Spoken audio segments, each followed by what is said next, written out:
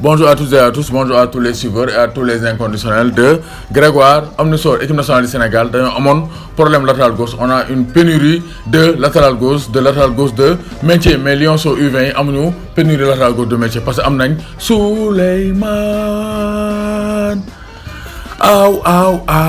Donc Souleymane Aw, c'est le titulaire au poste de latéral gauche des Lions U20. Donc Souleymane Aw, il est né le 5 avril 1999 Fiji, Sénégal. Il mesure 1m75 donc ndama mais tant que bu neex la yow donc pied gauche da cee diw lem ba mu tooy xepp moo tax lu mu centré gars yi donc yenneeku ko donc Souleymane Aw c'est un bon joueur qui est tactique quand même parce que bon c'est dans les matchs nga xamné joueur d'expérience là donc là il est jeune mais il a de l'expérience, il a du vécu parce que il fait partie des joueurs les plus capés dans les petites catégories parce que donc avec les Lionceaux il a disputé 6 matchs donc de Coupe du Monde 2017 mu ngi fi woon Coupe du Monde ren tamit joué na 3 matchs yëpp donc ça fait 6 matchs de Coupe du Monde, ça c'est pas rien pour un joueur de 19 ans. Ensuite il a disputé donc la Coupe d'Afrique des Nations U20 en 2017 avec les Ibrahima Niane, les Krépin Diatta. Cette année aussi il a disputé la Coupe d'Afrique des Nations U20 fële ca Niger. Donc Souleymane Aw fait partie des joueurs les plus capés donc dans sa catégorie. Donc Souleymane Aw il a une belle patte gauche, donc il fait partie des joueurs les plus expérimentés de Youssoupha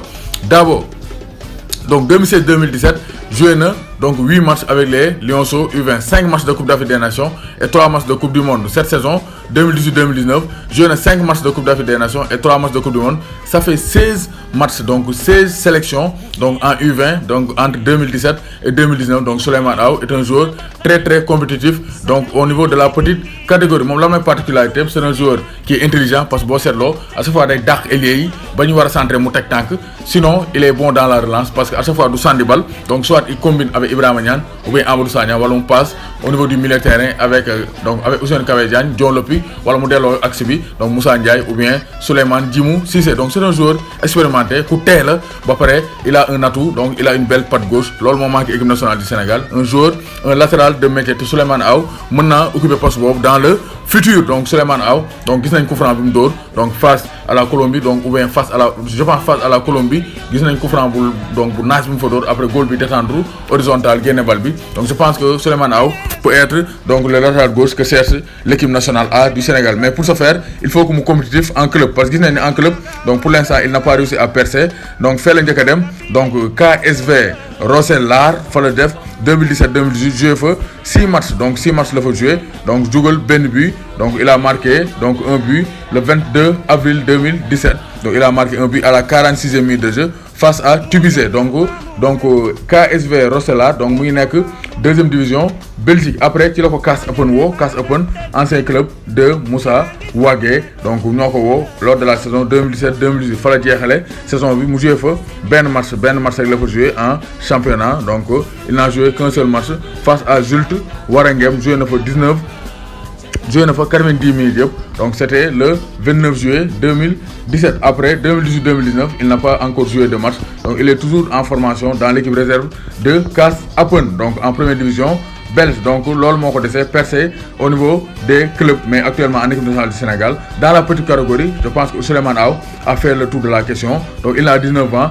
donc il a joué 2 CAN U20, 2 Coupes du Monde U20. Donc je pense que cette saison il peut percer et donc jouer donc pleinement la saison 2019-2020 donc en club. Donc club rek moo ko desee mu percer, mais en équipe nationale petite catégorie donc il a tout fait avec les Lionceaux, les cadets, les juniors. Donc je pense que là moo ko desee mu percer en club, comme ça il pourra être appelé avec les Lions A, les Lions d'Aliou Cissé. Donc Souleymane Aw, une belle patte gauche, un beau placement et donc une belle expérience malgré son jeune âge. Donc Souleymane Aw sera un atout aussi pour les Lionceaux U20 pour les huitièmes de finale face au Nigeria lundi 18h30 GMT. Donc Souleymane Aw ca kaw ca kanam. Souleymane Aw.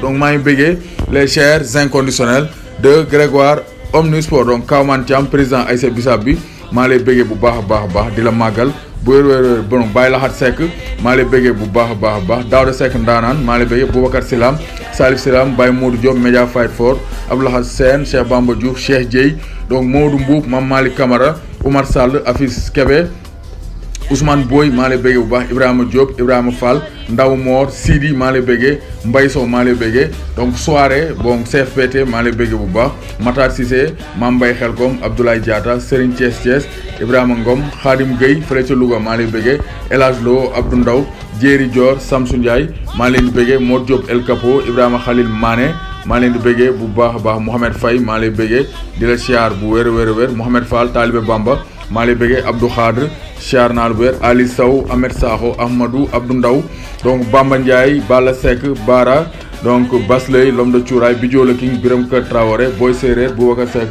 Ibrahima Ngom Joal Modou Gueye Joal Fadiouth Fallou Galass Gueye El Hadj Diop donc Djili Diop maa lay bëggee Moo Ndiaye bu Chelsea Mas Khoule siyaar naa leen maa leen di bëggee di leen bëggee